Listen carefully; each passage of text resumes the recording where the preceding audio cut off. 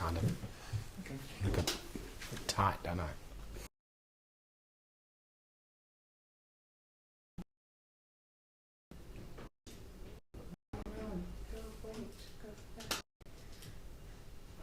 Oh no, what happened doesn't sound good. Hello and welcome to Q&A in the House, coming to you from the ABC's studios in Parliament House in Canberra. Don't be afraid by the oh no, what happened just then. We are, of course, live here on Facebook. We're streaming there, and we're also going to be answering some of your questions with, of course, Christopher Pyne, who is the leader of the House. He is one of the most senior Liberals here in Federal Parliament, and he's not only the Defence Industry Minister, but also in charge of a lot of the strategy that goes on in the House of Representatives in question time and other times throughout the day. So it's been a very busy week in Parliament. There's lots to get across. So we'll start with our first question, which comes from Damien Lucas in New South Wales on Twitter. Bit of an easy one for you first up. Do you have a plan once you leave politics, or once you're defeated at the next election, is actually how he's put it. Maybe he's not a fan of you. See, this is the problem with these kind of live sort of Facebook, Twittering events, which is the big difference between Instagram, Twitter and Facebook. Twitter's an unpleasant platform, and unpleasant people like Damien think it's an opportunity to be rude to the guest. But do you have a plan once your parliamentary career... Well, if Damien wants to ask a nice question or not be insulting, I'll entertain his question. But if he wants to be rude, he can go without an answer. Okay, well, we'll move on to the next one. Damien, that's a challenge for you. That gives more people an opportunity to ask a question than rude Damien. Well, Facebook question now from Ron Hanford in Lismore, New South Wales. Of course, North Korea is on a lot of people's minds at the moment. He says, if America was to invade North Korea, will Australia join in? I guess we've heard a bit about what Australia's requirements there are under various treaties. Can you explain what they are? Well, that's a good question. So, under the ANZUS Treaty, of course, if the security of the United States or Australia is threatened, the parties involved have the right to invoke the treaty. And the first step in invoking the treaty is to consult with the other country about what they may or may not wish to do to be supportive of the United States or Australia. In the case of September 11, for example, the Australians invoked the ANZUS Treaty to support the United States, and of course that resulted in us entering the war in Afghanistan, the beginning of the war, our longest war in our nation's history so far. And in the case of North Korea, if the United States was to decide that they would take action against North Korea, which of course we hope won't happen, and we're doing everything, both the United States and Australia, on a diplomatic level to ensure that that doesn't happen, then we would be asked to probably make a contribution. I'm sure we'd be asked to make a contribution, and we would need to consider at that point, if we wish to do so, and what that contribution might look like in the event that we got that far in the tensions on the Korean Peninsula. There'd always be concerns about putting boots on the ground. Is that an option that we would have to look at? Well, we would obviously need to consider what we were capable of contributing and what we would regard as being in our national interests. It's overwhelmingly in our national interests for the United States to remain the world power because they are our closest ally. And in fact, one of our most long-standing allies since 1917, the Battle of Hamel, when we first fought together with the United States. We fought alongside them for now 100 years. So it's obviously in our national interest for the United States to remain the hegemon power in the world in terms of military might. Staying with the theme of North Korea, we've got a question from Stephanie of Adelaide, who's submitted her question through the Q&A website. If we were to withdraw sanctions against North Korea, do you think that would help prompt them to stop being so aggressive? If we were to withdraw sanctions? No.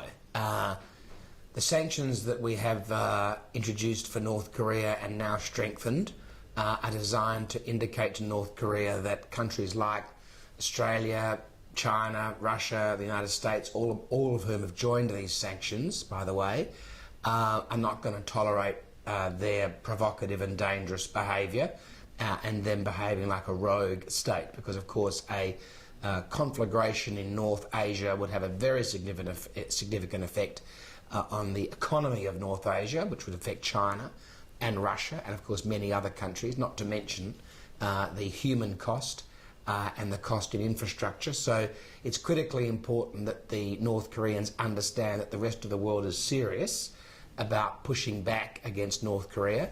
So these withdrawing the sanctions would only convince Kim Jong-un that in fact he didn't have any reason to change his behaviour, and we want him to change his behaviour. And I guess in the facing this threat of the potential missile strikes from North Korea, you've played down the possibility of Australia buying some sort of missile defence system. We've got a question from Dan in Melbourne who's commented on Twitter. He says, with that sort of uncertainty in the world, should Australia should do everything to protect the country, and that includes a missile defence system. How do you respond to that? Well, that's also a good question. So when people talk about a defensive missile shield, they often think that they're talking about a system like the United States has to intercept intercontinental ballistic missiles, a system that the United States has taken many, many, many years to develop and has cost tens of billions of dollars. So that kind of defensive missile shield is not one that we in Australia would be considering, and particularly in terms of the time that it would take to implement and the cost. But there are other ways, of course, of protecting Australia in terms of missile shields. One of those the government has committed to earlier this year when we awarded a very substantial contract worth a couple of $2 billion to Raytheon to introduce a surface-to-air missile defence system for our forward deployed forces. That means that our deployed forces would be protected by a land-based missile defence system to intercept planes, helicopters, missiles, rockets. Now, that is a defensive missile shield. Of course, there is a capability to upgrade the air warfare destroyers, and that is in the integrated investment plan to allow them to be able to carry missiles, standard missiles 2 and standard missile 6 to be precise, that would also be able to intercept ballistic missiles and rockets, etc. And that, of course, is part of our consideration. And the future frigates, the 9 future frigates that will be built in Adelaide, they could be adapted too for as part of a defensive missile shield should the government decide that's what it wanted to do. So there are options available to the government. Some we're already implementing. They are a defensive missile shield, but not in the sense of, Ronald Reagan's Star Wars or whatever some people have in their mind as a defensive missile shield. But of course, Matt, our first priority is to stop North Korea having an intercontinental ballistic missile that can carry a nuclear warhead, and that's what the effort we're putting in right now. Well, you are watching Q&A in the House, live from Parliament House here in Canberra. Our guest answering your questions is the Defence Industry Minister and Leader of the House, Christopher Pyne. We'll move on to another topic, something that has been garnering a lot of attention in politics and in the broader community, and that is the issue of the same-sex marriage postal survey. The High Court has been hearing the arguments about whether or not that should go ahead over the last few days. We now know that they will be handing down their decision at 2:15 tomorrow. Maybe the justices have a bit of a sense of humour dropping that during question time, but wait and see. That's their normal scheduling. Well, yes, okay. A Facebook question from Craig Meddings in Victoria. He says, I'm a 48-year-old gay male in a 17-year relationship. The Prime Minister's respectful debate, the Australian Christian Lobby's TV ad, and the associated nasty comments online and in the media reduced me to tears last week. Isn't this survey nothing more than a cowardly act by a weak leader of a dishevelled, disunited party? No, well, it isn't. At the last election, we promised to have a national vote so that the Australian public could be part of a very significant social change. It's a social change that I support, and most Western countries around the world, and in fact many of the United States have managed this change. So it's a social change that I think needs to come, and I've been campaigning for the yes vote, and obviously I'll be voting yes in the postal survey if the High Court decides that it can go ahead. And we're confident that they will decide that, but that's a matter that we'll all find out in less than 24 hours. So we are keeping our promise, and Labor and the Greens and the NXT and the Senate have actually been trying to stop us keeping our promise. And I think if we are going to make this social change, it would be much better if it wasn't handed to the Australian public by the Parliament, but was actually that they had a say. I'm confident that they'll vote yes in the postal survey, because I think most people think that a partnership, whether it's two men or two women, should have the right to make that a more traditional marriage relationship if they wish to do so. And because I'm a conservative, or from the conservative side of the political spectrum, I actually want people to commit to each other more rather than less commitment. So that's why one of the reasons I'm in favour of it. The debate is a debate in a country that has and that enjoys and holds dear freedom of speech. Now, obviously people will say things that everyone doesn't like. I didn't like what Damien said, for example, so I dismissed him. And in election campaigns, people say things that, you don't like. That is part of the democracy in which we live.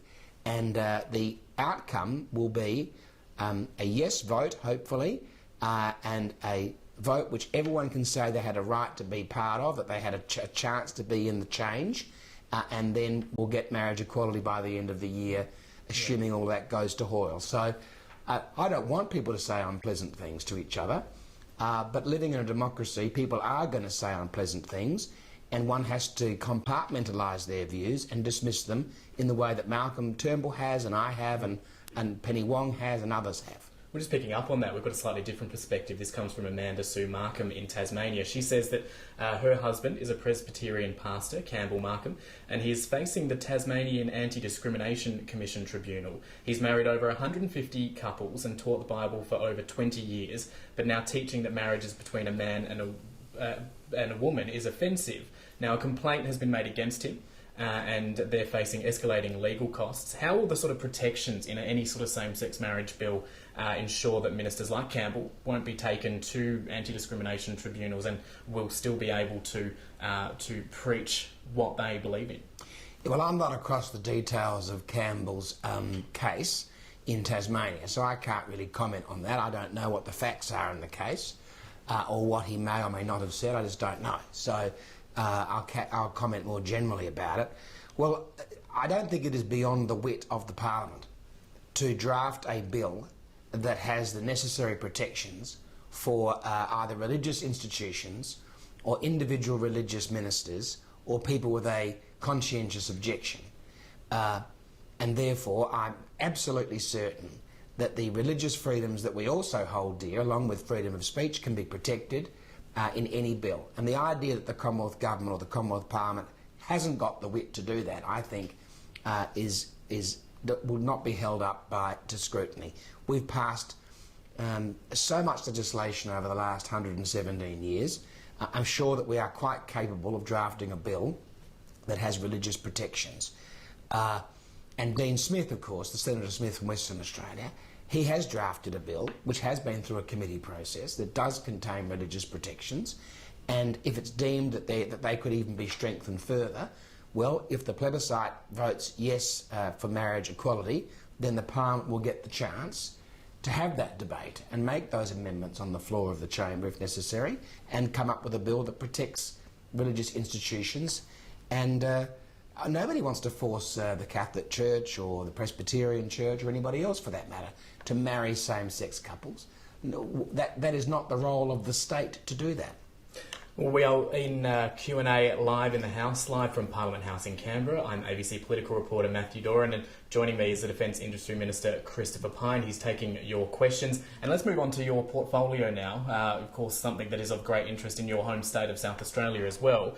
We've got a question from Jason Linney of Sydney, who's wrote to us on Twitter. He's asked, why are we not building nuclear submarines? Well, we don't have, bang up for it. Because we don't have any nuclear energy of any kind.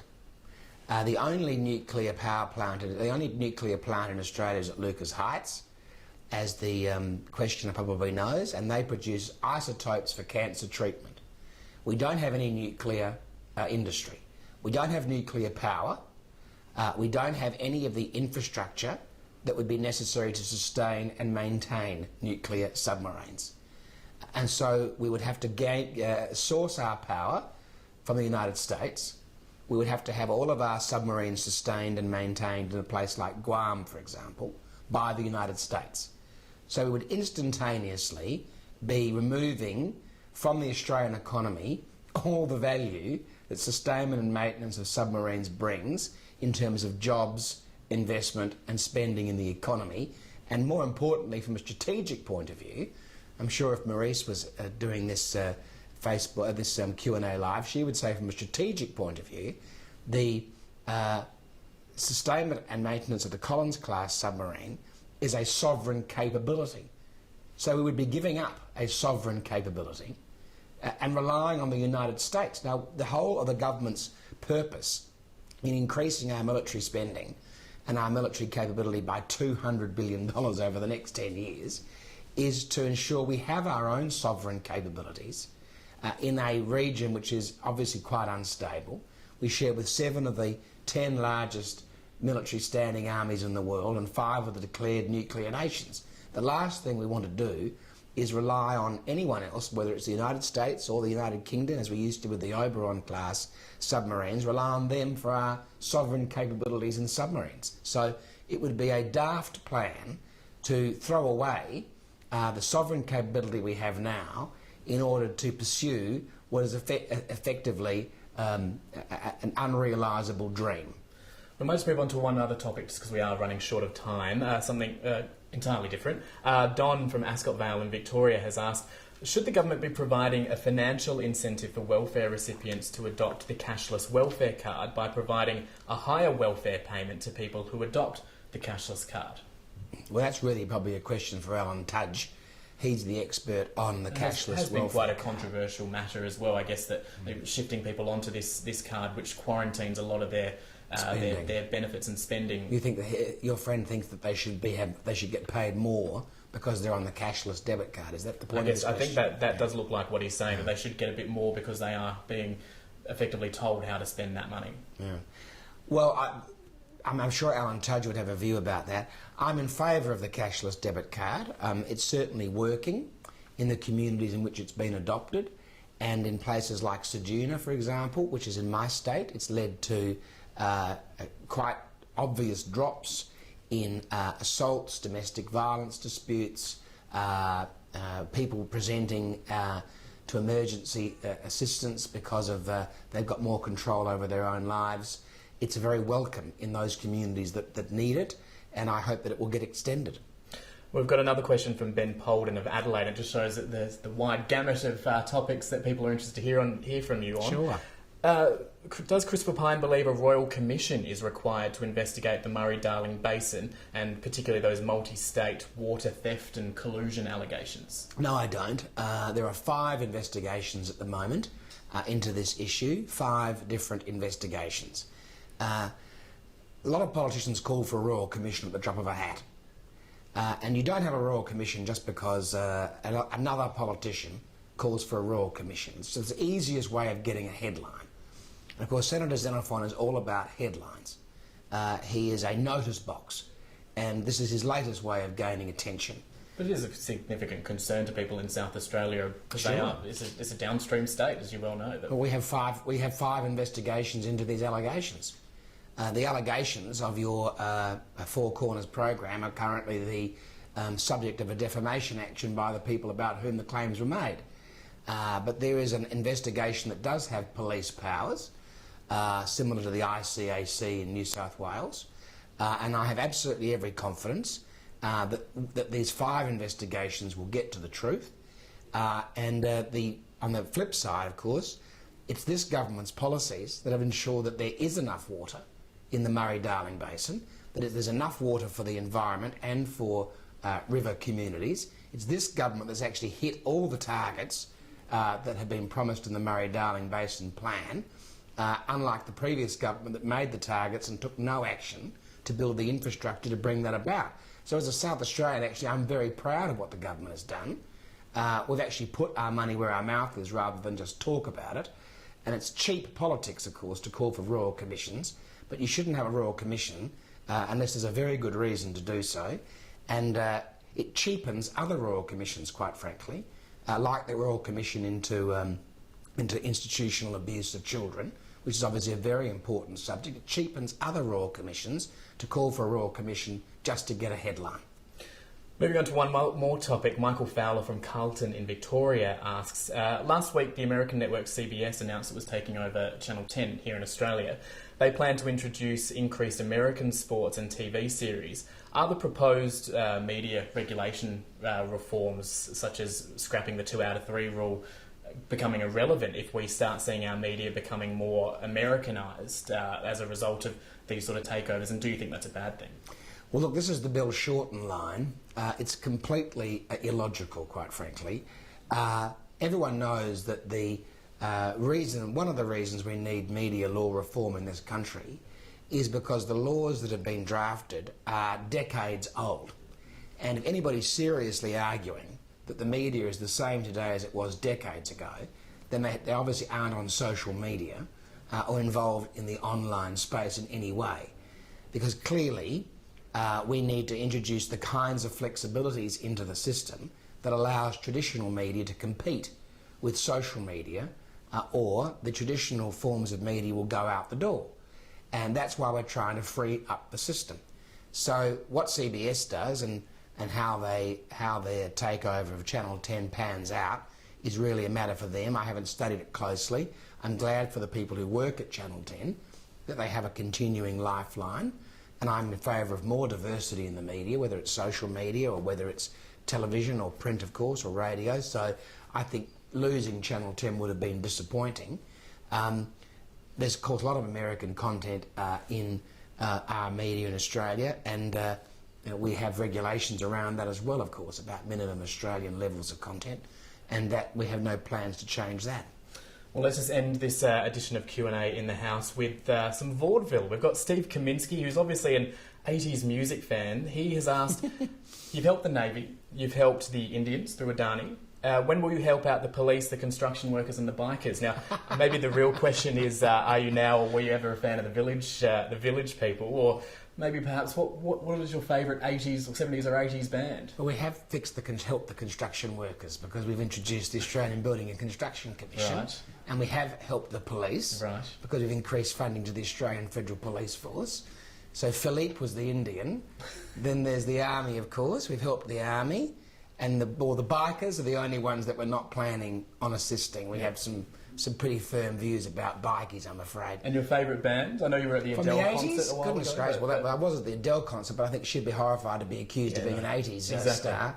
Well, there's so many, Depeche Mode and Duran Duran, and there's a lot of them. There you go. A lot of them. There's a revelation. I know that most of the ABC people think that they're still in the 80s, of course, so they're still playing the same music they were playing back then. I wasn't born in the 80s, so I can't possibly comment. Now, I know that was the last. I would say that was the last question, but you are a Crows fan. Tomorrow night, Giants v Crows. GWS. How are we going to go? I say we because I am a Crows fan as well. I think we will win, and I think we'll win whether Rory plays or not. But I hope Rory does play, but I hope he doesn't play and then knock himself out for the rest of the finals. But I do think we'll win. I think, in fact, the teams to beat are really Richmond and Geelong, and I don't think GWS is going to be taking out the flag, but I think Richmond and Geelong and Sydney and Adelaide are the 4 teams that have got the best chance. Well, for our best interest, I hope that wasn't a kiss of death. You've been watching, or you've just missed actually, Q&A live in the house from here in Parliament. Christopher Pyne has been our guest, and thank you very much for your time. It's a pleasure. Next Wednesday, we'll be putting questions to Christopher's old sparring partner, the Shadow Infrastructure Minister, Anthony Albanese. He's still my sparring partner. He is. He is on a rival network that we won't name.